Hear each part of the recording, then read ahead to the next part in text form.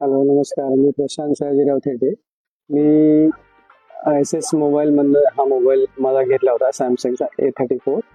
आणि 1 वर्ष झाल्यानंतर बरोबर नोव्हेंबर 27ला त्याची वॉरंटी संपली. आणि मला ते काही कळण्यात पण आलं नाही की मी समजलं वॉरंटी गेली, पण मी कस्टमर केअरला दाखवला फोन. तेव्हा त्यांनी सांगितलं की तुम्हाला जवळजवळ तुमचं मदरबोर्ड बदलायला लागेल. ते साधारण एक 14,000 रुपये तुम्हाला खर्च येईल. त्याच्यानंतर मी पण ॲक्च्युअली जिथे घेतला होता मोबाईल तिथे गेलो. एस एस मोबाईलमध्ये गेल्यानंतर मला त्यांनी स्वतःहून सांगितलं की तुमची ऑलरेडी मी 2 वर्षाची एक्सटेंडेड वॉरंटी केलेली आहे. ॲक्च्युली हे मला असे पहिलेच कस्टमर भेटले की त्यांनी स्वतःहून माझी 2 वर्षाची एक्सटेंडेड वॉरंटी वाढवली. आणि मी ह्याच्यात होतो की आता बहुतेक नवीन मोबाईल, त्या हिशोबानेच मी एस एस मोबाईलला आलो.